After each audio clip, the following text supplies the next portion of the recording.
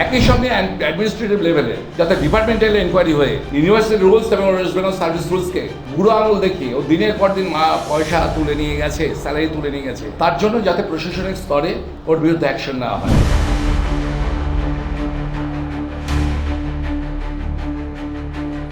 মকরাহাট পশ্চিমের তৃণমূল নেতা তথা তৃণমূল বিধায়ক শামীম আহমেদের বিরুদ্ধে প্রভাব খাটিয়ে বিশ্ববিদ্যালয়ে চাকরি নেওয়ার বিস্ফোরক অভিযোগ আনলেন বিজেপি নেতা অভিজিৎ দাস ওরফে ববি।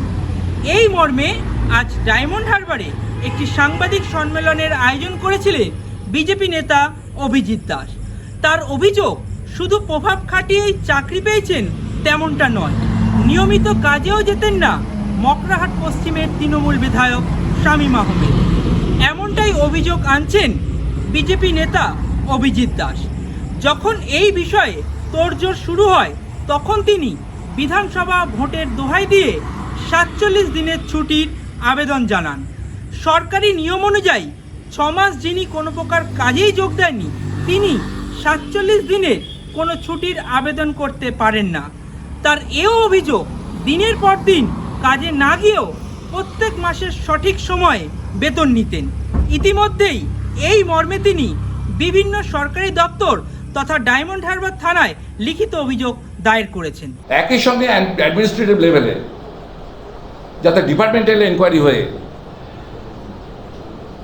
ইউনিভার্সিটি রুলস এবং ওয়েস্ট বেঙ্গল সার্ভিস রুলসকে যেভাবে বুড়ো আঙুল দেখিয়ে ও দিনের পর দিন পয়সা তুলে নিয়ে গেছে, স্যালারি তুলে নিয়ে গেছে, তার জন্য যাতে প্রশাসনিক স্তরে ওর বিরুদ্ধে অ্যাকশন নেওয়া হয়, অ্যাডমিনিস্ট্রেটিভ অ্যাকশন নেওয়া হয়। অর্থাৎ অ্যাডমিনিস্ট্রেটিভ অ্যাকশনের জন্য আমি এসডিও ডিএমকে জানিয়েছি,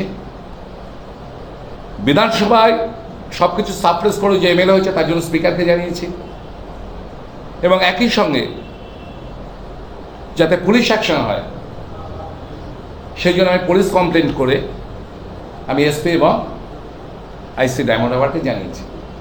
এবং আমি আশা করব আমাদের যে আদরণীয় মুখ্যমন্ত্রী আছে শুভেন্দুদা, যিনি একটি স্বচ্ছ প্রশাসন দেওয়ার প্রতিশ্রুতি দিয়েছেন আমাদের পশ্চিমবঙ্গবাসীকে, সে মাননীয় মুখ্যমন্ত্রীর কাছে আমার অনুরোধ যে আপনি স্পেশালি বিষয়টিকে দেখে শামীম আহমেদ মোল্লার যে অত্যাচার, যার জন্য ডায়মন্ডবাসী এতদিন ধরে মুখ বুজে সহ্য করেছে, তাদের মনের এই স্বপ্নটুকু পূরণ করুন এবং প্রশাসনকে নির্দেশ দিন যা নিরপেক্ষ তদন্ত করা হয়। কারণ আমি যাই এভিডেন্স দিচ্ছি ওর ছাড় পাওয়ার কোনো জায়গা নেই। আপনারা যারা আমাকে জানেন তারা জানেন আমি যখন কারোর বিরুদ্ধে কমপ্লেন করে গুছিয়ে করি, উইদাউট এভিডেন্স আমি করি না। এবং ডায়মন্ডবাসীর উপর যে অত্যাচার হয়েছিল, এই যে শামীম আহমেদের বিরুদ্ধে প্রশাসনিক স্তরে, প্রশাসনিক 2 স্তর থেকে অ্যাকশন নিয়ে যাতে তার যথোপযুক্ত শাস্তি হয়, যাতে ডায়মন্ডবাসীর মনের আশা পূর্ণ হয়, এটা আমি মাননীয় মুখ্যমন্ত্রীকে অনুরোধ জানিয়েছি, অলরেডি মেসেজও পাঠিয়ে দিয়েছি, এবং আমাদের যিনি চিফ সেক্রেটারি আছেন ওনাকে আমি মেল করে দিয়েছি যে অভিষেক ব্যানার্জি এখানটায় তার ডায়মন্ড মডেলটাকে ইমপ্লিমেন্ট করার জন্য ওর অনেকগুলো অপারেশনাল অ্যাসেট ছিল, সেটা হচ্ছে অ্যাডমিনিস্ট্রেটিভ লেভেলে এবং পলিটিক্যাল লেভেলে। অ্যাডমিনিস্ট্রেটিভ লেভেলে যেমন স্থানবক্সি, বেশ কিছু পুলিশ অফিসার যাদের আমরা যেহেতু এখন সরকারে আমরা, সেহেতু সরকারি অফিসারদের আমি নাম এখন ডিসক্লোজ করছি না, সেটাই ডিপার্টমেন্টাল এনকোয়ারি সব চলছেই। এবং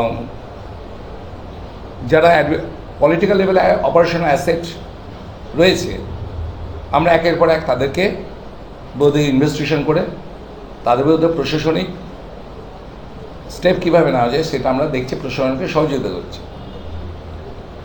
যেমন জাহাঙ্গীর খানের রয়েছে, দিলীপ মণ্ডলের টোটাল গ্যাং, এরকম সব হচ্ছে আর কি একের পর এক। তো ডায়মন্ড হারবারে অভিষেক ব্যানার্জি প্রথম এখানটায় সন্ত্রাস শুরু করে মেহবুবুর গায়েন, যে অ্যাডভোকেটের একটা তকমা লাগিয়ে পিপি হয়ে টোটাল এখানে ক্রিমিনাল রাজ শুরু করেছিল, এবং তার সঙ্গে ছিল গৌতম অধিকারী। ডায়মন্ড হারবার 1 এবং 2কে এরা ভাগ করে নিয়েছিল। তারপরে মেহবুবের জায়গাটা নেয় হচ্ছে শামীম আহমেদ মোল্লা, এবং অপারেশন একই রকমভাবে চলে, একই রকমভাবে অত্যাচার নিরীহ মানুষদের উপর, সাংবাদিকদের উপরে রয়েছে। আমাদের এখানে আপনাদের দু একজন সাংবাদিক রয়েছে যাদেরকে মিথ্যা কেসে, বক্সা কেসে যারা জেলও কাটাইয়েছে এরা। এবং সাধারণ মানুষ এবং বিজেপি লোকদের তো নেই, মানে তাদের উপর কী অত্যাচার হয়েছে সে উপরওয়ালা জানে, আপনার সাংবাদিকরা জানেন। তো এই শামীম আহমেদের বিষয়ে আমরা ইনভেস্টিগেশন করতে গিয়ে যখন জানলাম যে ইউনিভার্সিটিতে তো মাসের পর মাস ও পয়সা স্যালারি নিয়ে যেত, অথচ হাজির হতো না। মাঝে মাঝে ঢুকতো তার 10-12টা সিকিউরিটি নিয়ে, নিচে ক্যান্টিনে বসে থাকতো এবং রাজ করতো। তাকে অয়েলিং করার জন্য টোটাল ইউনিভার্সিটির প্রফেসররা পর্যন্ত মানে থরথর করে কাঁপতো, যেটা আমাদের শিক্ষা সংস্কৃতির পক্ষে একটা কালিমা ছাড়া কিছু না। তো বিষয়টা নিয়ে যখন আমি জানলাম, আমি আরটিআই করেছিলাম, আরটিআই রেজিস্ট্রারকে করেছিলাম। রেজিস্ট্রারকে পরিষ্কার বললাম যে আপনাকে সঠিক তথ্য দিতে হবে, যদি না দেন তাহলে আপনার এগেনস্টে আমি ভিজিলেন্স কমপ্লেন করবো, কারণ পুরো তথ্য ডেটাবেস অলরেডি আমার ভেতর থেকে আমার কাছে চলে এসেছে। কিন্তু আমার কাছে অফিসিয়াল তো প্রুফ দেখতে হবে, দিতে হবে। আরটিআই করার পর আমার কাছে পুরো তথ্য আসে। সেই তথ্যে দেখা যায় যে শামীম আহমেদ মোল্লা কোনো রকম পরীক্ষা না দিয়ে, কোনো রকম অ্যাডভার্টাইজমেন্ট না দিয়ে, সঙ্গে অভিষেক ব্যানার্জি বলে আরেকটি ছেলে, যে আরেকজন অত্যাচারী জুনিয়র আর কি শামীম, এরা মিলে ওখানে জুনিয়র অ্যাসিস্ট্যান্ট হিসেবে চাকরি পায়। অ্যাপয়েন্টমেন্ট লেটার সব কিছু এর মধ্যে রয়েছে, আপনাদেরকে আমি দিয়ে দিচ্ছি। এবং চাকরি পাওয়ার পর এরা দুজনে কোনোদিন ইউনিভার্সিটিতে হাজির হয়নি, অথচ না হাজির হওয়া সত্ত্বেও এরা মাসের পর মাস, যেমন এই হচ্ছে অভিষেক ব্যানার্জি, পুরো ব্ল্যাঙ্ক সাইজ স্লিপে, অথচ মাসের পর মাস এরা টাকা নিয়ে গেছে। শামীম আহমেদ পুরো ব্ল্যাঙ্ক, এবং এরা মাসের পর মাস এরা হাজির হয়নি, অথচ পয়সা নিতেও ছাড়েনি। এই পয়সাগুলো হচ্ছে পাবলিক মানি, কারণ গভর্নমেন্টের মানি তো পাবলিক মানি। সেই পাবলিক মানি এরা দিনের পর দিন নিয়ে গেছে, যার পরিমাণ নিয়ার অ্যাবাউট প্রায় 50,000-এর কাছে আছে। প্রত্যেকটা স্যালারি স্লিপ আমরা তুলেছি গত 1 বছর। আমি জাস্ট 1 বছর করেছি, 5 বছর ধরে চলেছি। এবং মাঝে মাঝে শামীম আহমেদ যখন যেত, তখন রেজিস্ট্রারের কাছে অ্যাটেন্ডেন্ট রেজিস্ট্রার বার করে রেজিস্ট্রারের সামনে বসছে, সেগুলো টিক মেরে যেত। 2 মাস 3 মাস গিয়ে একবার করে টিক মারতো। ফলে পুরাতন যেগুলো রয়েছে তার মধ্যে অনেক কিছু দেখাচ্ছে রয়েছে, অথচ অ্যাটেন্ডেন্ট রেজিস্ট্রারও সই, কিন্তু ওখানকার যারা উইটনেস আছে তারা বলছে ও আসতো না। যাই হোক, আমরা মোটামুটি এখানে 6 মাসের তো পেয়েছি, সেপ্টেম্বর, অক্টোবর, নভেম্বর, ডিসেম্বর, জানুয়ারি, ফেব্রুয়ারি, মার্চ, এপ্রিল, মে, তারপর তো ভোটের পরেও এখন এমএলএ হয়েছে। সরকারি হিসাবে ও 6-7 মাসও হাজির হয়নি, অথচ যখন আমার জানতে পারলো যে আমি আরটিআই করেছি, ও তখন একটা চিঠি দেয়। চিঠিতে ও চায় যে আমি 47 দিনের লিয়েন চাইছি, অর্থাৎ আমি ইলেকশনে যে ব্যস্ত থাকবো। কিন্তু যে 6 মাস উপস্থিত থাকে না, সে কোনো লিয়েন পেতে পারে না। ইউনিভার্সিটির রুলস আছে, সেই রুলসে তাতে ইউনিভার্সিটি থেকে ওকে এনওসি দেয়নি, অথচ তা না নিয়েও ওখানটা ক্যাম্পেনিং করেছে, ওখানে ভোটে দাঁড়িয়েছে। এবং তারপর যখন আবার এটা নিয়ে হইচই করা হয়, যেখানে ভোটের রেজাল্ট আপনার 4th মেতে হয়ে গেছে, ও 25শে জুন গিয়ে একটা চিঠি দিচ্ছে যে আমাকে 5 বছরের জন্য আমাকে লেন দাও। এটা কোনোদিন, তাহলে আমাদের টোটাল যত ওয়েস্ট বেঙ্গল সার্ভিস রুলস আছে, সেই রুলসকে পুরো চেঞ্জ করতে হবে শামীম আহমেদের জন্য।